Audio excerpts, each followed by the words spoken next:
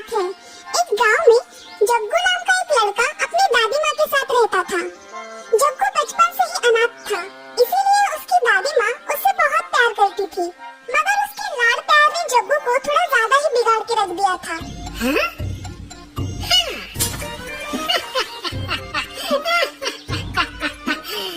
जग्गू बड़ा तो हो गया था, लेकिन कुछ भी काम नहीं करता था। दिन भर गांव में घूमता रहता और गांव वालों के साथ शैतानी करता रहता।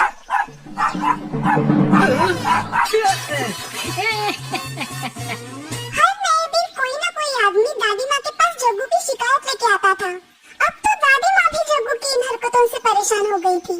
एक दिन वो जग्गू पे बड़ी गुस्सा हुई। देखो जग्गू, तुम बड़े हो गए हो, तुम्हें अपने लिए कुछ काम ढूंढना होगा। जब तक तुम कोई ढंग का काम नहीं ढूंढ लेते तब तक तुम्हारे लिए इस घर के दरवाजे बंद है। दादी माँ की ये बात सुनकर जग्गू बड़ा ही उदास हुआ। वो गांव में सभी के पास काम मांगने लगा, लेकिन कोई भी उसे काम देने के लिए तैयार नहीं था। ये सब मेरी शैतानियों का ही नतीजा है। कोई भी मुझ पर विश्वास नहीं करता। अब मैं क्या करूं? कहाँ जाऊं? सोचते सोचते जग्गू एक बड़े से जंगल में आ पहुंचा। अब रात भी हो गई थी और वो सोने के लिए आसरा ढूंढ रहा था। तभी उसे जंगल में एक पुरानी सी हवेली दिखाई दी। उस हवेली की खिड़कियों से रोशनी नजर आ रही थी। लगता है यहाँ पे कोई रहता है।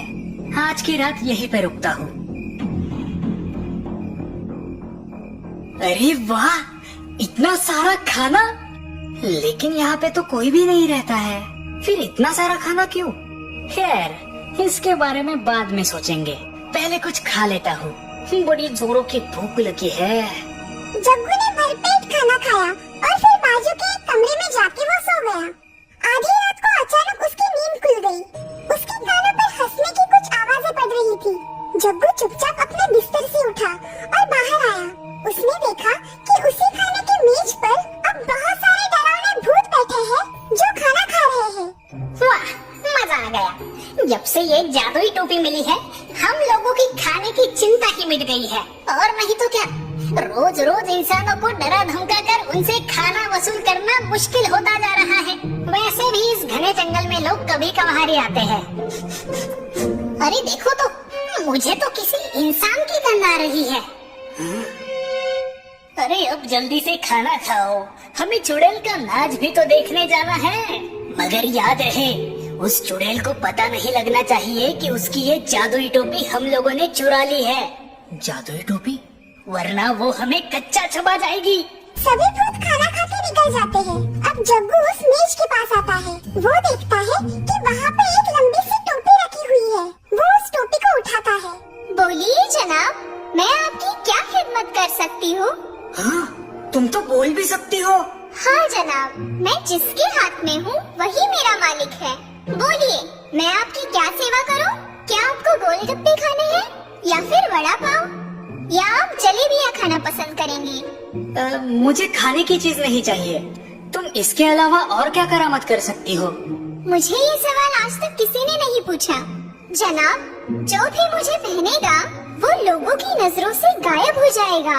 टोपी की बात सुनकर जग्गू अब वो टोपी पहन लेता है। जैसे ही वो टोपी पहनता है, वो गायब हो जाता है। अब आपको जहाँ पर भी जाना है, मैं आपको वहाँ पर ले जा सकती हूँ। तो फिर चलो, मुझे मेरे घर ले चलो।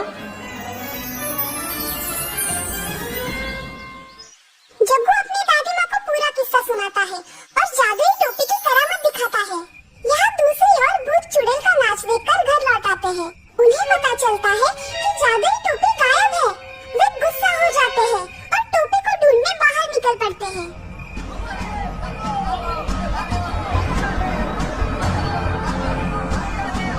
भूत आ गए, भूत आ गए। अरे भूत आ गए, भागो भागो। कहाँ है हमारी टोपी? कहाँ है हमारी टोपी? अरे मैंने क्या किया है? मुझे छोड़ो। बोल, कहाँ है हमारी टोपी? कैसी टोपी? कौन सी टोपी? अच्छा, ये बात है। अभी मजा चखाता हूँ। अरे ये क्या कर रहे हो? मुझे नीचे उतारो, मुझे नीचे अरे, उतारो। ये भूत तो गांव में आ गए। इन्हें सबक सिखाना ही होगा। जग्गू अब अपनी जादुई टोपी पहन लेता है और एक डंडा लेके भूतों के पीछे पड़ जाता है। अरे ओए ओए ओए, ये हमें कौन पीट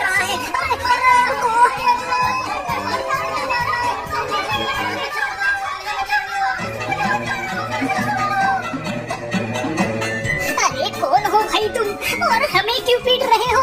भला हमने तुम्हारा क्या बिगाड़ा है? क्या बिगाड़ा है? मेरी टोपी चुराते हो और मुझे से पूछते हो? बाप रे, इस चुड़ैल को तो पता चल गया। हाँ, मुझे पता चल गया। अब तुम लोगों की खैर नहीं। हमें माफ करो बहन, हम ऐसी गलती दोबारा नहीं करेंगे। हम ये गांव और ये जंगल छोड़ के कहीं दूर चले जाएंगे। ठीक है, अब निकलो यहाँ से और फिर कभी अपना मुंह मत दिखाना। सभी भूत घबरा के वहाँ से भाग जाते हैं। जग्गू अपनी जादुई टोपी निकाल के गाँव वालों के सामने आता है। लोग जग्गू को अपने कंधों पे उठा लेते हैं।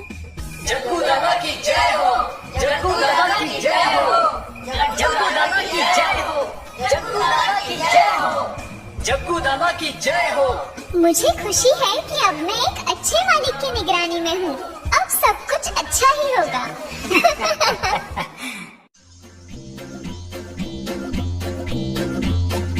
जंगल में एक बकरी माँ अपने 7 नन्हे बच्चों के साथ रहती थी।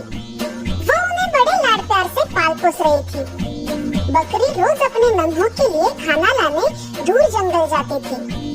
तब वो नन्हे 7 बच्चे घर पर अकेले रहते थे।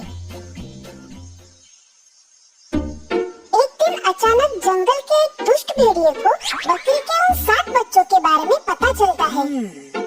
ये सभी बच्चे अगर एक साथ खाने मिले तो क्या मजा आएगा।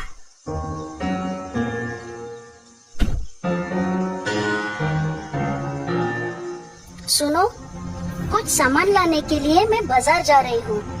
मुझे आने में थोड़ी देरी होगी। और हाँ, आते ही मैं गाना गाऊंगी, तभी दरवाजा खोलना। माँ की बातें सुनकर बच्चे डर जाते हैं। माँ बाहर जाने के बाद वो घर में ही खेलने लगते हैं। नन्हे बच्चे मेरे, तुम खोलो दरवाजा। प्यारे बच्चे मेरे, तुम खोलो दरवाजा। हमें पता है तुम हमारी माँ नहीं हो। हम हमारी माँ की आवाज पहचानते हैं। तुम वही दुष्ट भेड़िया हो ना? निकल जाओ यहाँ से। लगता है मुझे शहद खा के अपनी आवाज कोमल करनी पड़ेगी। शहद निकालने के लिए वो जब पत्थर मारता है तब उसे बहुत सारी मधुमक्खियाँ काटती हैं।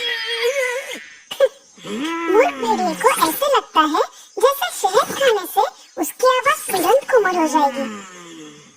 भेड़िया फिर से आके दरवाजा ठकठकाता है, गाना भी गाता है। फिर भी वो बच्चे दरवाजा नहीं खोलते। बच्चों, दरवाजा खोलो, मैं तुम्हारी माँ हूँ। वो मूर्ख भेड़िया जंगल से चला गया है। बहुत देर होने के बाद भी बच्चे दरवाजा नहीं खोल रहे हैं। ये देखकर भेड़िया बहुत गुस्से में आता है। ठीक है, तुम्हें दरवाजा नहीं खोलना तो मत खोलो। अब देखो मैं क्या करता हूँ।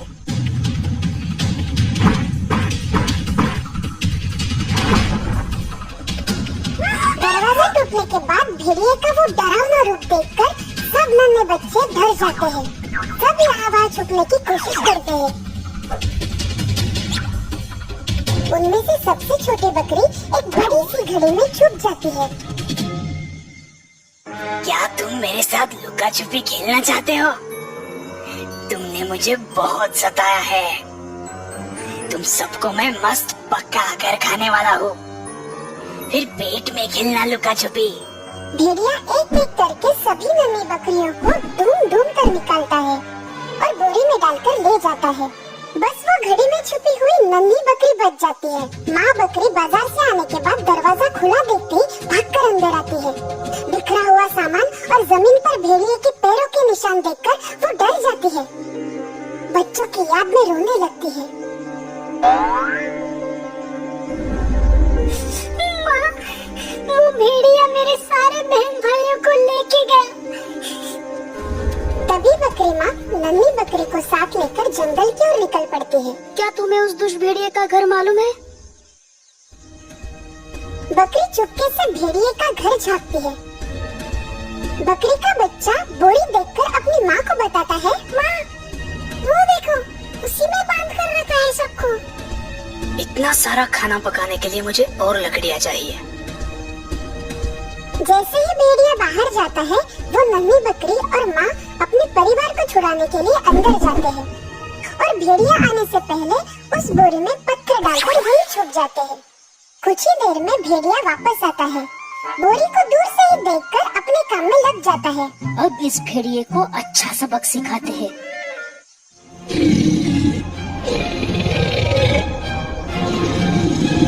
मैंने इतना मेहनत से लाया हुआ खाना मैं शेर को नहीं दे सकता। भेड़िया बोरी उठाकर भागने लगता है। बकरी के बच्चे पीछे से आवाज निकालकर उसे डराते रहते हैं। भेड़िया जोर जोर से भागता है। इस बोरी का वजन इतना भारी क्यों है? आखिरकार भागते भागते वो थक जाता है। पानी में गिरते ही मगरमच्छ भेड़िए को खा जाते हैं और इस प्रकार दुष्ट भेड़िए का अंत होता है।